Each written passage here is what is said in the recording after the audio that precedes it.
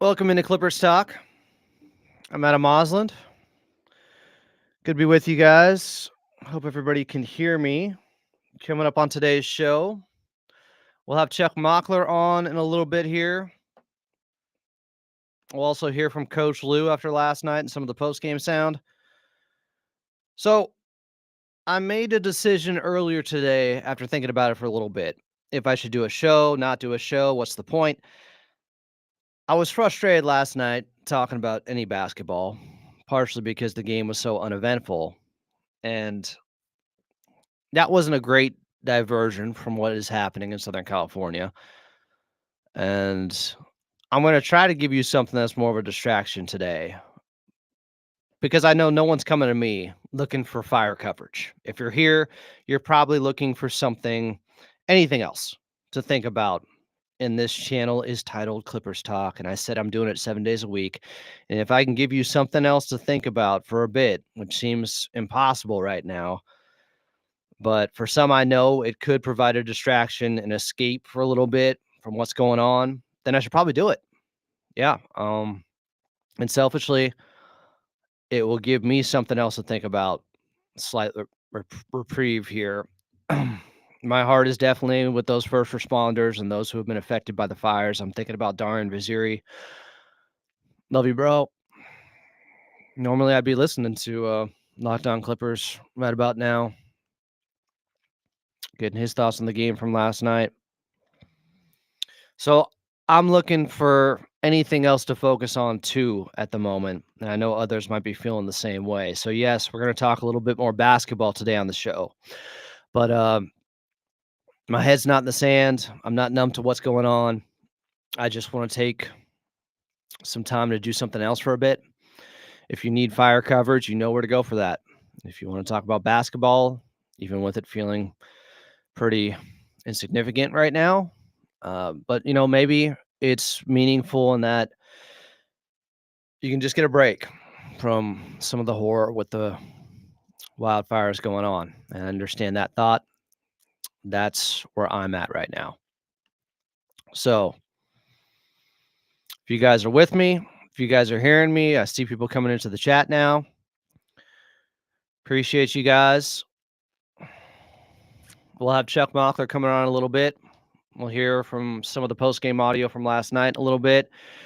But something that was brought up last night after the Clippers' 23-point loss, 126-103 was the final in Denver, a game of consequence, of course, when it comes to standings watch and that head-to-head tiebreaker.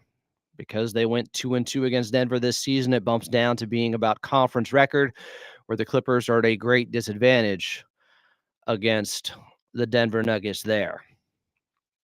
But people were bringing up how overall there's been slippage on the defensive end. Lon Murray talked about it with Coach Lou. We'll hear from that in a little bit. And I looked it up last night.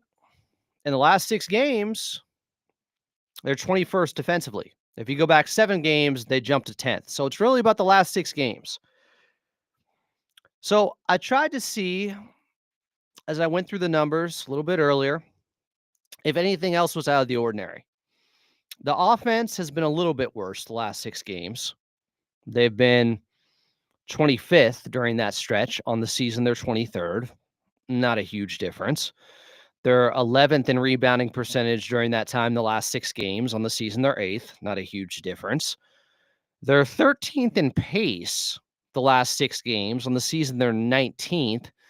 Something to that, but they've been playing some more up-tempo teams like Atlanta.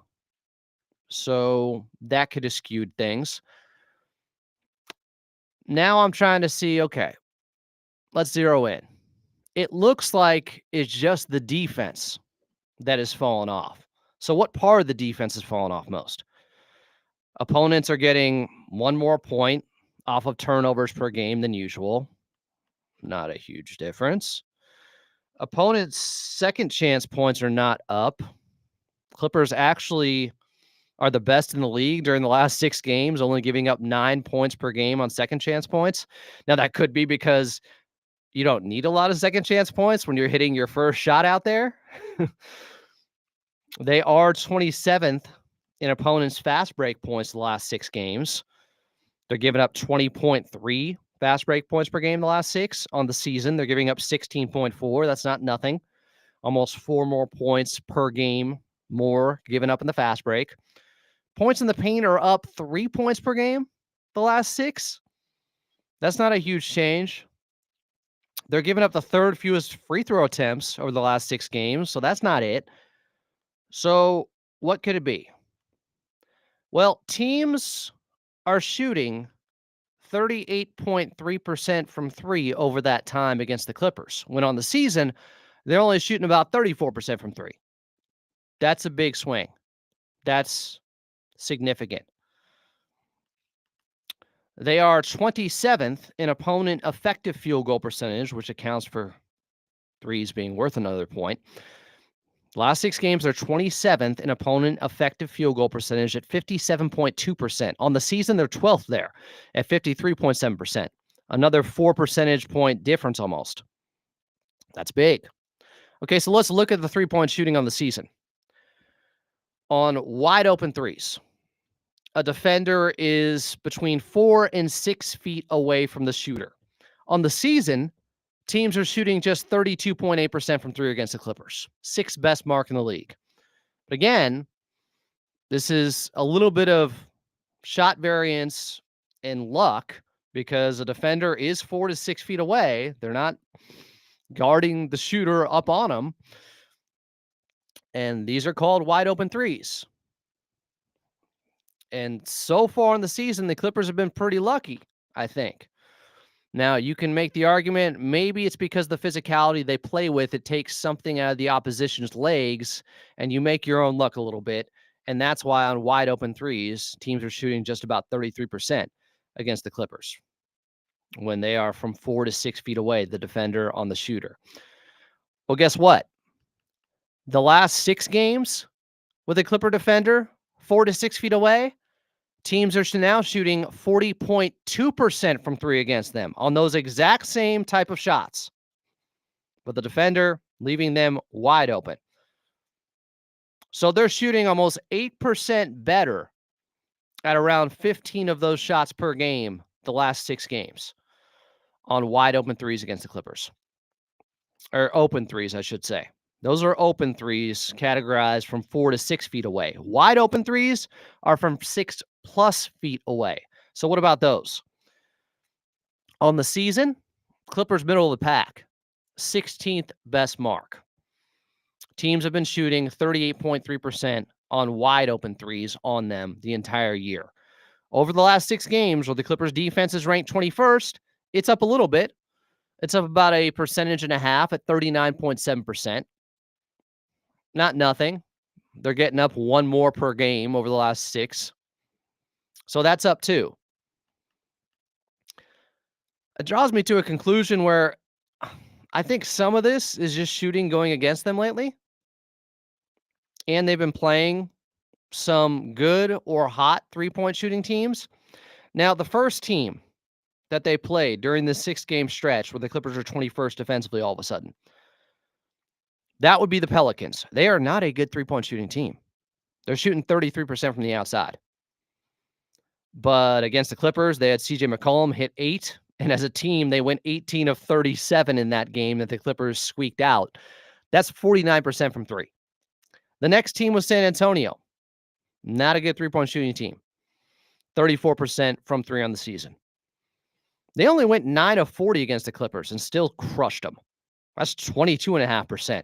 So that one really bad shooting game out of these 6 is dragging down some of these numbers that are already high. That's something to remember here. They got a game against San Antonio where they put up 43s on the Clippers and only shot 22.5%. And the three-point shooting numbers against the Clippers over the last 6 games are still up, even with that outlier shooting game. OKC, they take a lot, but they only shoot 35% from 3. Here's your next game. After the Clippers lost San Antonio badly. Clippers are up by 14, I think, in the first half of this one. Ended up losing big. Second half turnaround by OKC. But in that game, OKC was good, but not great from 3. 14 of 38. That's 37%. The Atlanta Hawks, in Kawhi's return, At Intuit Dome, they shoot same as OKC, 35% from three. I think one team was shooting 35.1%. Atlanta on the season is like 35.2% from three. Against the Clippers, 16 to 46, 34.8% from three.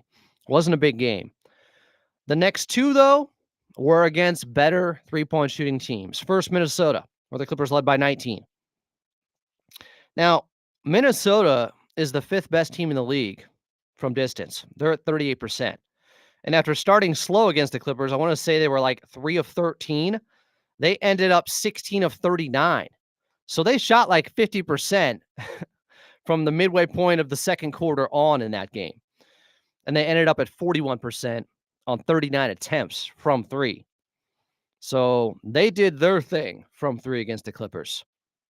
And then last night, another good three-point shooting team that typically doesn't take a lot in the Denver Nuggets, who are also at 38% from three on the season. Without Jokic last night, they put up a few more three-pointers, 4 more at 35 than they normally take at 31, and they went 17 of 35 from three. That's 49%. So out of the last 6 games, you look at that one, big three-point shooting night from the Clippers opponent. Minnesota, solid. I mean, 41% isn't crazy, but on 39 attempts, making 16 three-pointers, that's a good game. Atlanta, no, right about their average. OKC, slightly above their average from three. San Antonio's was way down. The Pelicans was way up. So I'd say half of the games have gone against the Clippers with some three-point shooting. And it just goes back to they have been fortunate, I think, this season with those three-point numbers on open and wide open threes. And the last 6 games, they weren't. And that could continue because, teams shooting just 33% on the season against the Clippers when they're 4 to 6 feet away from three is probably not sustainable. That's a really low number. You could say there's more going on there. The Clippers' physicality wears down teams, and you have to give them credit, and it's not just shooting luck going in their favor. They're making their own luck. But I could see that the rest of the season, teams on open threes shooting better against the Clippers. And maybe that's what's been happening a little bit, and it has, the last 6 games. And that accounts for what we're seeing from this Clippers defense. That the last 6 games, they're just 21st in defensive rating. That is the most obvious thing that I could point out to why there's been slippage and drop-off on the defensive end. I'm not overly concerned. I think some of this was built in. Teams were going to shoot better on open threes than 33% against the Clippers, where they've been all year. Now, let's hear from Coach Lue. This was from Joey Lynn, at Joey Lynn with 2 N's and an underscore at the end on X, post-game last night. Pre-game that you just weren't sure what you guys were going to have on a day like today. Did it feel heavy out there today? It looked heavy. I'm not sure what the guys are going through. But we didn't have the pop. We didn't have the physicality. We didn't have the fight that we've been having. So we knew the team would come out and play hard. We told you before the game. And we weren't ready from the start. What was the December with dropping 4 of the last 5? Is there anything that you are pinpointing that has been an issue that needs to be fixed? I think with the presence of Kawhi coming back and knowing he's coming back, just the dog days of just trying to get through it, trying to get Kawhi to be Kawhi. Guys put a lot of work. Guys are wearing down. Guys are banged up. And so it's just been, you have to do extra stuff and carry, a burden that you're not used to carrying. It kind of weighs on you, So we just got to have the mentality. We got to get back to understand, okay, we can't feel sorry for ourselves. We got guys that, are banged up or, still playing through it, but we still got to find a way to have that pop of playing hard, have a defensive identity. And the last couple of games in the first, we just haven't been doing it. So Coach Lue started there talking about how he doesn't know what was weighing on guys. He talked about heading into that game last night, considering everything going on in Southern California with the wildfires, what the team would look like.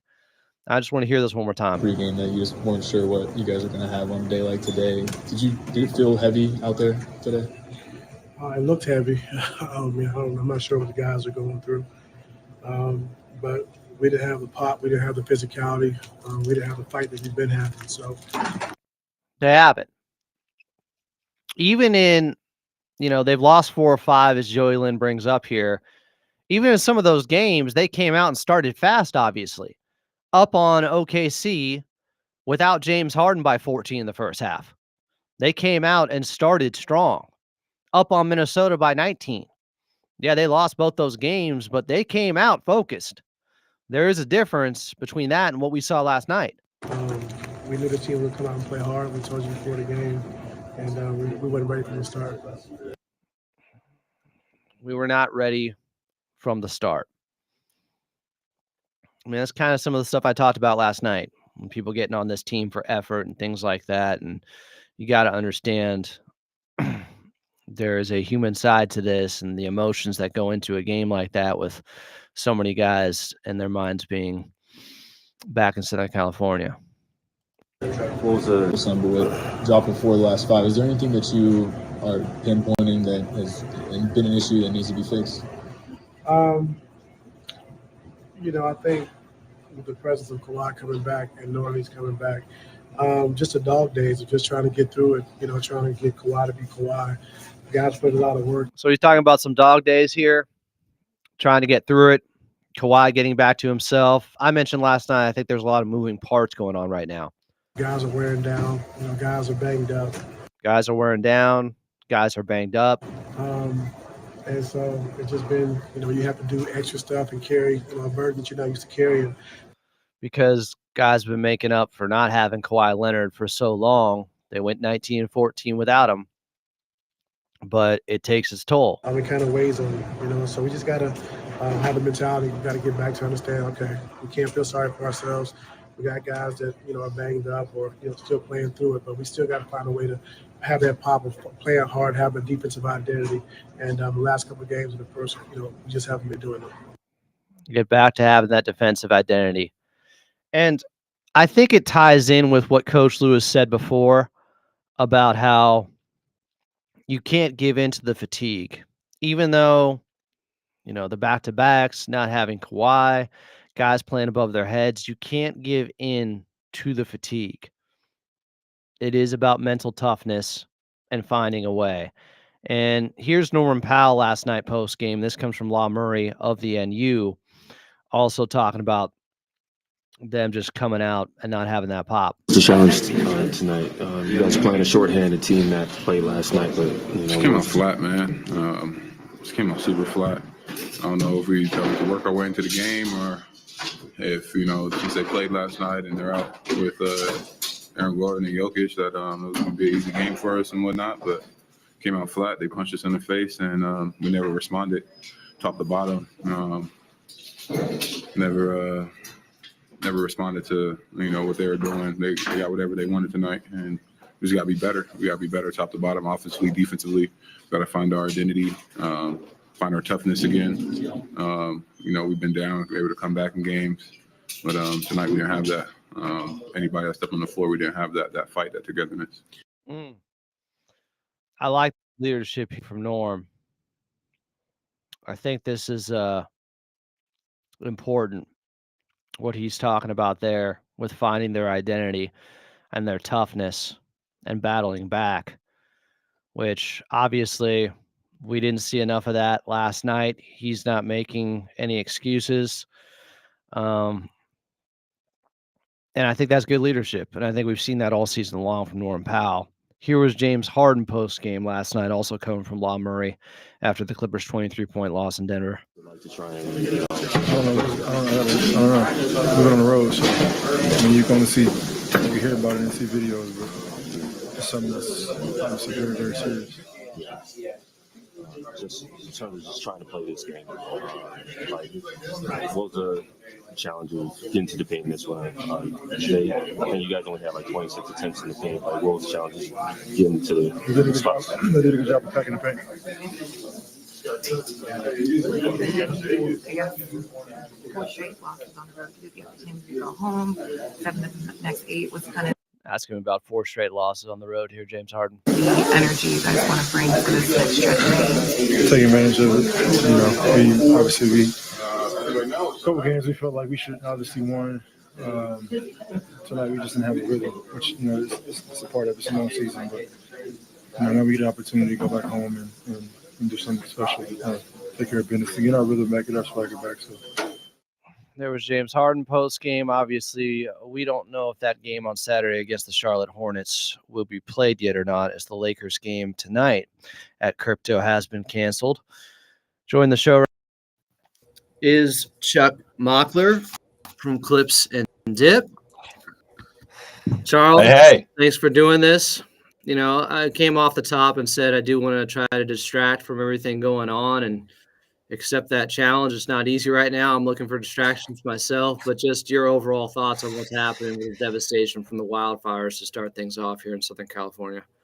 It's like you said, it's devastating. I'm from Montana originally, so we're used to a lot of fire in general, but there's nothing like in terms of the population that has to be evacuated and the people losing what they've lost and what hopefully, their people may lose things now, but we hope that is curbed.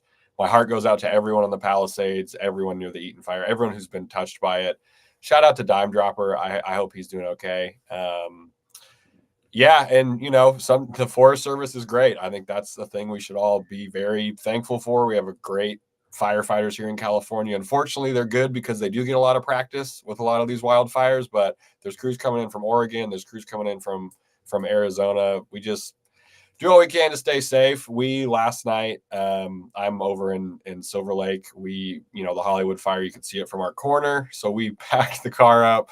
We're good to go if we have to get out of here and we have a place to go. So I hope people, if you have at least have a plan or something if you're near the fires. And if you can donate, please donate. There's a lot of great places you can do that. People need help, and heart goes out to everybody, and we're here to help. And whatever volunteer efforts are coming up, I hope people sign up because we'll be out there too. Yeah, one of those places you can donate at is supportlafd.org. All right, no easy way to transition to basketball here. Let's Charles, talk Clips. Yeah, man. I did go over some of the defensive numbers because something that came out last night, and obviously unique circumstances in that game in Denver, but overall the last 6 games, the Clippers defense is 21st, which is a little bit surprising to see. And so I went through some of the 3-point shooting numbers against them over the last 6 games, and a lot of those open threes that were being missed throughout a lot of the season, where you could say it's shooting variance and the Clippers getting a little bit of good fortune, they're not missing right now. Teams are hitting against them. Not every team they have played, but the last couple of games against Minnesota, against Denver, the game against New Orleans, they're not a good 3-point shooting team, and they went off against the Clippers from distance. I think that's a big part of what's going on, but we heard from Coach Lou also talk about the lack of pop and physicality out there, and players overall being a little bit worn down. Just what have you seen on that end? I think full disclosure, little distracted, didn't catch the full game last night because it happened right when the Hollywood or the Sunset Fire broke out. But even if you look at the Wolves game, which is before, you want to talk the distractions off the court, you look at that game against the Timberwolves and we kind of saw them losing guys with open 3-pointers. Yes, the Timberwolves hit some crazy shots late that no one liked that, but they were getting easy shots earlier, which I think is so I don't think you're way off base saying this is a pretty demanding style of basketball the Clippers are playing. They're playing hard on both ends, which not every team does that, but the extent at which the Clippers were doing it with their personnel and roster was pretty elevated. The last 15 games, they've been 9th in defensive rating, which you think, well, hey, 9th is still pretty good. not when the margins are this thin and you were fourth and your offense is still trying to figure it out too. So I think guys have done a great job making up for some of the offensive issues by how great we've been on defense. But now it looks like it's catching up a little bit, right? Remember Harden had all that time off, and we were talking how can you be tired with the time off and stuff like that. But it's a lot. And we're starting to hit that wall a little bit. The rebounding is concerning too. I think that kind of points to what you were saying about guys not being with the pop, So yeah, I don't think that's off base. What did Ty Lue call it? The dog days of the season. That it's a weird time, especially with the Kawhi minutes restriction and the rhythm that might be, affecting things with. But I hope they can get back on track because the standings are too tight to be dropping games where you're up 19 at one point. Yeah, you mentioned Harden there, and I've been kind of tracking how he's looked more closely since he came back from those 8 days off. And the first game back was in Denver, where they got smacked 120-98, and he had those 9 turnovers, I should say, highest amount in the game so far this season. And over the month of December, while his assist to turnover ratio isn't great on the year, it's about 8-5. Over the month of December, it's 5.8 to 5.5. It's almost 1-to-1. And so far in 3 games in January, it's been better. It's 9 to 4.3. But something doesn't smell right to me. Something doesn't look right out there with his timing being thrown off. I don't know if it was too much time off or it was going to happen no matter what because of the dog days and the wear and tear and him having to do so much. But James Harden hasn't been as sharp, even in a season where overall we knew the turnovers would be up. It hasn't been great, but it's been a little bit more alarming as of late. Yeah, and I'm not sure if that's kind of we're watching the system have to work too hard. You know what I mean? Like he's having to do so, you have an old computer sometimes and you're hearing the noises that are being made when you start it up. Like I'm wondering if that's just what we're seeing with the fatigue from James Harden and the turnovers have been Paul George-esque. If I don't want to get too crazy on here. He threw a chest pass directly to I think it was Anthony Edwards. Than the Wolves game, and it was just these turnovers where it's just a little confounding. The true shooting percentage isn't helping from the team either. They've dropped over the last 15 games like 6 or 7 spots in true shooting. So guys not hitting shots, and Norm Powell especially having a couple of those cold games, I think, is really affecting that. Done, DJ. Yeah, like that that is brutal. That's not helping anything. But the turnovers aren't it's not that he's passing the guys and they're missing. That's not what's totally hurting the assist to turnover ratio. It's just like I think guys are tired. I think it's just like people are saying in the chat, Clippers need help. I don't know if there's a big thing, with the help they can get out there, like who's going to come in and be a better secondary ball handler. Because that's what the issue Beal? is. Are they getting Bradley Beal, Chuck? Dude, I don't even think that's possible with whoever we're thankfully it's not possible. But when you have to put Chris Dunn in the game to be the release valve for if teams are pressuring Harden, that's still kind of a risk too. So maybe he's trying to mitigate that to show that I can still make this happen against tougher defenses. But I don't know, man. Some of them you're just kind of scratching your head.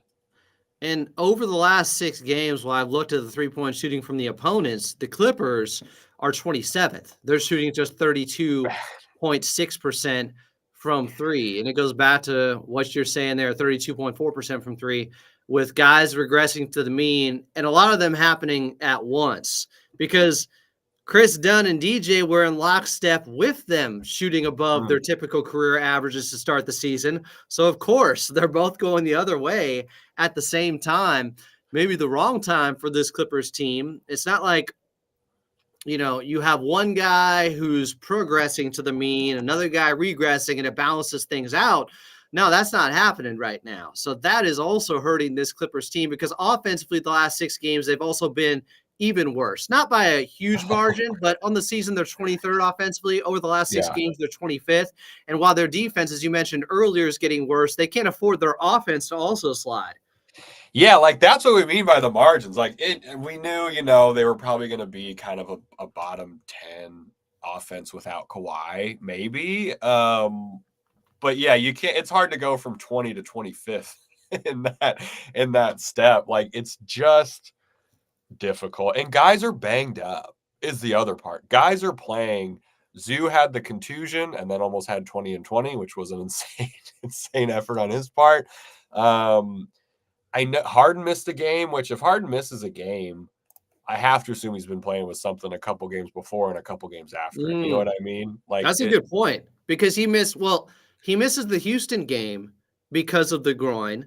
Mm-hmm. And then he missed the OKC game like a week and a half later because of it. So that entire time he was likely playing through it. It's not like it goes from 60% back to 100 and then it was just 60% again. But guys are banged up and Terrence is trying to get his rhythm back. They're trying to figure out the rotations there. Like it's a perfect storm of kind of what a tired team looks like, right? The rebounding slipping, the defense is slipping, the turnovers are going up a little bit. And the shooting by the guys who have to put in a lot of effort on defense, and Derek Jones Jr. and Chris Dunn, is slipping too. Yeah, it's just, I think that encapsulates dog days right now. So many things going wrong at once, and it ties in with a lot of moving parts. You're trying to reacclimate your number one player in Kawhi Leonard, and I don't think that, look, he's played 2 games, and one of them they blew out their opponent. Yeah. And I don't think that he lost them that game against Minnesota. He was part of the reason that they were up 9-19.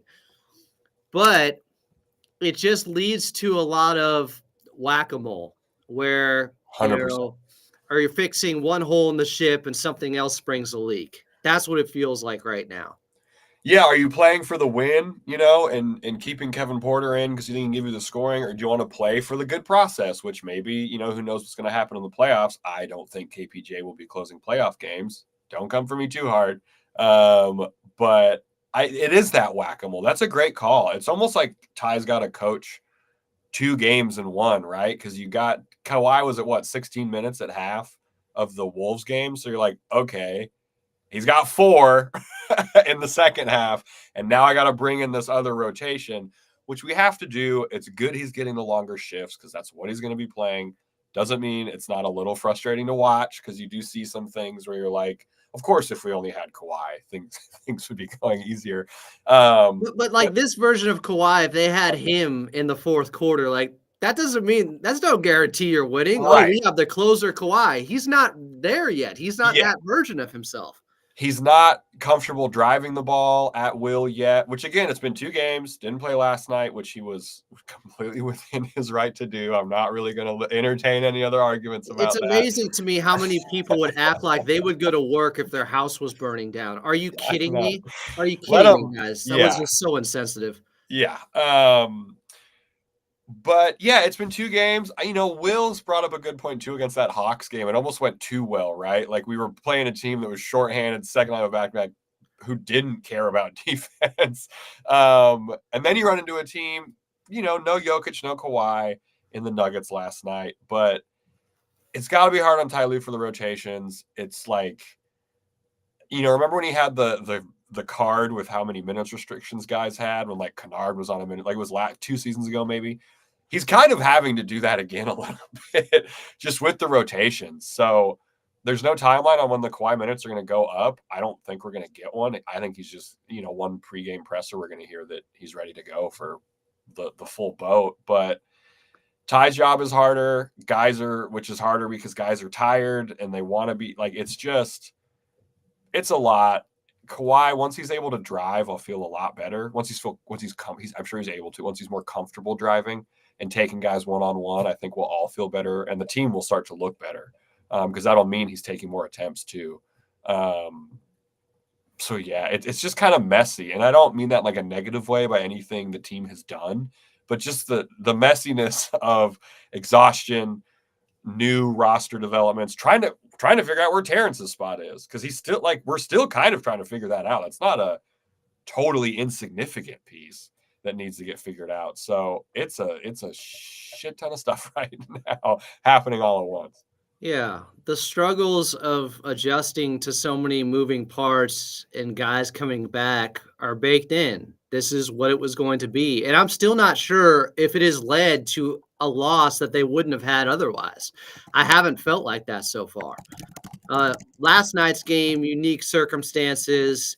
Guys didn't look ready to go because I made the point earlier with Coach Lou saying they didn't have that pop or that quick start. Even in those games they lost to OKC in Minnesota, they obviously started very fast. The focus Right, was there from the beginning. They couldn't hold on to those leads, and those teams turned things around on them. But they didn't come out as sluggish and as flat as they looked last night.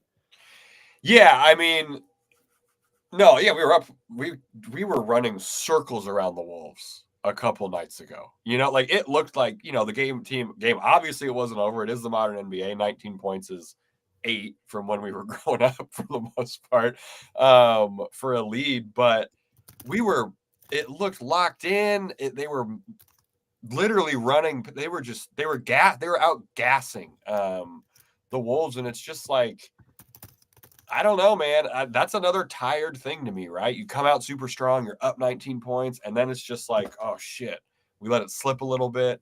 We can't keep up. They get a couple tough buckets, and those tough buckets are that much harder to deal with because now you're kind of like, oh, well, we got to make up for this. Last night, I don't know if last night is a throw it away game for me or just flush it game. It might be up there just with everything happening. I don't know if I'll remember it, honestly. Like, I can't remember individual plays much from that game. Right. Like it's one of those games where, he's not making them rewatch it. And it's not new problems, right? I'm sure whatever happened last night, I was looking at the box score. What happened wasn't a great mystery, right? We didn't lose for some new reason. It was energy, people, the Russ rebound over Zubats, all that stuff. It's like, when your guys who can play a bunch of minutes like Zoo and Harden start to show fatigue, that shows cracks at every level. And just from a haul perspective, right? It's been a pretty long haul for the Clippers, overachieving, right? So an overachieving, it's exactly what it sounds like. It's harder to do than playing how people think you should normally play, right? This team was pegged for 34 wins or something like that. So It's like they're becoming a victim of their own success with some people in the fan base. Like, why aren't we continuing to be 5 games over 500 without Kawhi? I mean, that's a great way to look at it. Like, a victim of their own success is, 100%, right? They were cruising. All of a sudden, people have critiques over Ty Lue and stuff like this, which he hasn't been perfect, but he's been pretty close. Like everything happening around him. But yeah, and the other part to do with this is the West is eating itself, right? Like the 6th seed is the Lakers. They're 10 games behind. The 11th seed is the Kings. They're 12 and a half games out. 2.5 games separate 6th and 11. So like the West is killing itself, which is difficult right now because every team is like usually the striations of the standings kind of break up. You see, like 3 chunks usually or something like that. It's messy right now. And when you're a team that should be a little bit above 500, I think that's totally fair to say. Sometimes you're going to play a little below 500 because that's what a 500 team does. Like you lose a couple, you win a couple. If things, barring timing, if things can work out like they should, I don't think it would be crazy if, we're going to watch the Clippers probably go on a little, 8-2 run, 10-3 run or something like that coming up. I think that is in the cards once guys get rolling. We just got to hope that, everything's tightened up so they can get rolling before the playoffs really start. Because again, 17 games in March. Team's going to look a little crazy. Yeah, You look at the upcoming schedule here, and this is all God willing. We'll see if they play on Saturday against the Charlotte Hornets and Intuit Dome. But they have a ton of games at home. And the next 3 are against the Hornets, the Heat without Jimmy Butler, the Brooklyn Nets. Those are all very winnable games. Then they're on the road against the Blazers. Then they're back home. They play the Lakers for the first time this season on the 19th. Then the Bulls at home, winnable game. Celtics at home, okay, that's a little bit different. Bucks at home. The Bucks still, while they've turned things around overall, they still have some bad losses in there. They do. The Clippers do have an opportunity here to figure things out. And especially depending on what happens with Kawhi. And whenever he's back, guys. I don't want to hear this. When's like one of the first questions I get last night, Charles, is when's Kawhi back? Is this going to be an extended time away? It's like he's with his family that had to evacuate his house that burned down. Why are we asking this question right now? He's back when he's back. Yeah. But the overall point is the Clippers' schedule does ease up. They do have 17 games in March, but overall they have, I think Take-a-thon has them, around 17th when it comes to toughest strength of schedule right now. Okay. So that sounds about right. The worst may be over in terms of their schedule. And when you account for the fact that they didn't have the Kawhi Leonard for almost all of it, and they had to go through the worst part of their schedule and ended up being, what were they, 19-14, 5 games above 500 before Kawhi Leonard returned. That's incredible. That should be celebrated. Like the criticism, the over-analysis happening right now, like during a long 82-game season, you go through periods like we're seeing with the Clippers right now. Absolutely. And we lost some guys who we didn't think we were going to miss time, right? Terrence breaking his finger is, I'm going to look back once we take, once the season's over, if things play out poorly or how we don't want them, maybe under what we thought they would do, even from adjusted perspective, you're going to look at those 4 weeks and say, oh, it would have been nice to have Terrence for those 4 weeks, just for a body, right? PJ Tucker's an empty roster spot. Kawhi wasn't playing at that time. Like, that's a lot of stuff during a time, again, like you said, they're overachieving. So it just like, we're just seeing like you said, we're seeing what happens when you have to play so hard every single game on both ends for this team. And they hope they can get it better. Maybe a trade happens, but I don't think they want to lose anybody who's able to play available minutes right now because we need all the guys. I don't know. Backup center would be great, but some people are also having recency bias after last night's game and being like, I don't know, man. Should we have let go of Russ? What was he the first couple of games against the Clippers this year for Denver? Like 0 of 19 or 3 of 19 or something like that. I'm glad that, I like Russ and he has had a great connection with Nikola Jokic. It's not hard to have a great connection with Nikola Jokic as well and have a great offensive rating when you're out there next to a 3-time MVP, a finals MVP, and one of the ultimate systems like we've never seen in this NBA before in the front court. Like, I know you got Zoo on that offensive rebounds where he was talking junk to him. Zoo looked like his head wasn't in the game either. And he, strictly from a physical perspective, you've talked about this on Clips and Dip. I know it was the calf contusion, but outside of that game with the calf contusion, he's looked a little labored as of late. He's having to do a lot. You see him getting caught in no man's land a lot more often, kind of pointing at guys going, I can't guard 2 guys. I can't guard the guy in the paint and the guy cutting. Like, I need some help here. We've seen those instances happen a couple more times. And it's just like, he's been so efficient offensively, except for his free throws, which I don't understand. His numbers would look crazy if he was able to shoot his normal 70% from the line.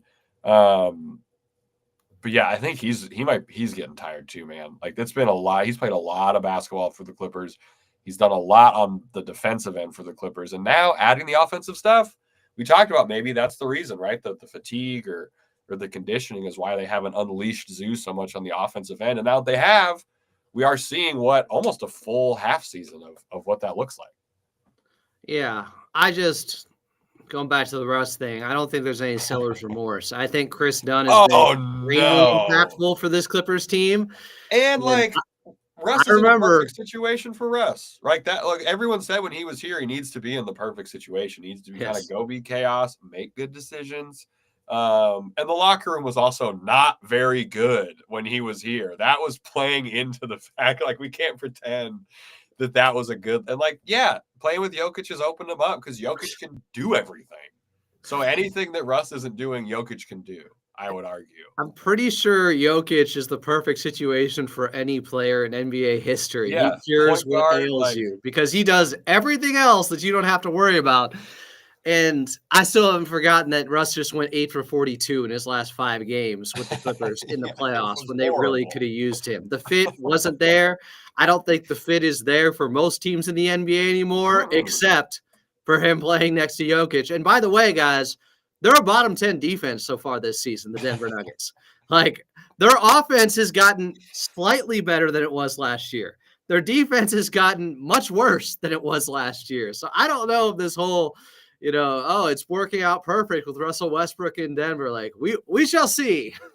We will see, because we saw it work out perfect for some points at the season with the Clippers, right? I don't know. We might end up playing them in the first round, given how things are going. Who knows what's going to happen with the Mavs? Well, and that was losing that game last night, losing most likely the tiebreaker against Denver. Huge ramifications there, but there's nothing you can do about it now. Again, when they got that rescheduled game out of the in-season tournament to get one more game against Denver, when we thought they had already won the season series because they won the first two games, they were scheduled for 3, and then they get another one. It was, Denver wins the next 2. Now it goes from head-to-head to conference record, where the Clippers are pretty bad. I'm looking at their conference record now. So there's no team above them that has a losing conference record. The Clippers are 14-16 in the conference. The Warriors have a losing record in the conference, but they're 2 spots down. Like, we have as bad of a conference record as, like, the Kings, like the Suns have a better conference record. It's kind of, that's something I'm looking at, where it's like, we're not that good against the conference. And you can and that's like unequivocally true if you just look at the conference record. They're 2 games below 500, which, like, man, every game that could have been important for a tiebreaker, they've lost this year. I think Tomer tweeted out those stats of, like, the games against, the Rockets definitely have it over us. The Spurs might have the tiebreaker over us. That could end up being important if they somehow figure it out. Like, it's unsettling, I would say, what's happening in the conference. And I just don't want people to go too far down a rabbit hole of maybe the Clippers aren't that good when this stretch of games where they're 2-4 their last 6, and the last 6 games are 21st defensively. They've also played a lot of road games and against some really good teams. The Nuggets have been playing better, and even without Jokic, they almost took out Boston the night before, and they're 8-0 on the second night of back-to-backs now. For everybody that was thinking, well, they get them on the second night of back-to-back. That's actually when Denver's been really good. But then you look at Minnesota, and they were desperate for a victory. At OKC, at the Spurs as they're playing better. The Hawks are even a 500 team, or maybe slightly above it. Like, they have talent. The only one that you can say was a really bad team that they played during the 6-game stretch was the Pelicans, and they almost had a really, really bad loss, but they squeaked it out. Yeah, I don't really know where we go, right? We just kind of have to keep riding this out and hoping that Ty Lue's stacking film and things like that and tendencies, because the Clippers are still figuring their tendencies out. For, Kawhi is a big piece, obviously. Like, we're trying to get him back and figure out how to get him shooting that elbow jumper and things like that. So I don't know, man. I'm happy the playoffs aren't starting this week. I will say that 100 times. Play in, I should say, given where the Clippers are in the standings. But it's just onward and upward. We hope the Spurs start playing poorly, because we kind of have a soft spot in the schedule, as you mentioned, with them. And then I think it's like the Hornets again. So there's winnable games, but I think someone in the chat was saying it. We got to win the winnable games, because we were doing that before. We were showing up and putting foots to throat, like with the games where we needed to show up. And that needs to go our way. That's got to come back. And I'm counting the Minnesota game as a winnable game. All things considered. Yeah, up 19. Yeah. It's a very winnable game. But like you said, you let them get hot early from 3 with some wide open ones. Then it doesn't matter once you're putting a hand in their face, because they're already in rhythm. And that's how they came back in that game. They shot like 50% after the first quarter from 3. It was just insane shooting. So I don't think things are in such a bad place as they might look right now for the Clippers, given the upcoming schedule, given some of the teams that they have lost to here, and given the natural just situation with reintegrating guys. That was always going to be tough. So I think they have a real shot very soon here to try to right the ship. Of course, we still don't even know if we're going to be playing games this weekend. Yeah, no idea what's going to happen with that. I hope they postpone it. I just like tack it on at the end of the year. Tack it into March if you want. Hell. But yeah, this not really a time to be super concerned about basketball. I know I'm not fully in it. I know I say that as I'm wearing 2 items of Clippers clothing. But yeah, everyone stay safe. Just do what you can to make yourself feel safe. If you can help someone out. Yeah, let's watch our old episodes. That would be great too. Good way to forget about. Watch the episodes when the Clippers were winning. Those would be fun. Maybe we can get some good vibes going that way. I think that's a good way to close things out here. Everybody stay safe, be safe, love your neighbor. For Chuck Mockler, I'm Adam Osland. This has been another episode of Clippers Talk.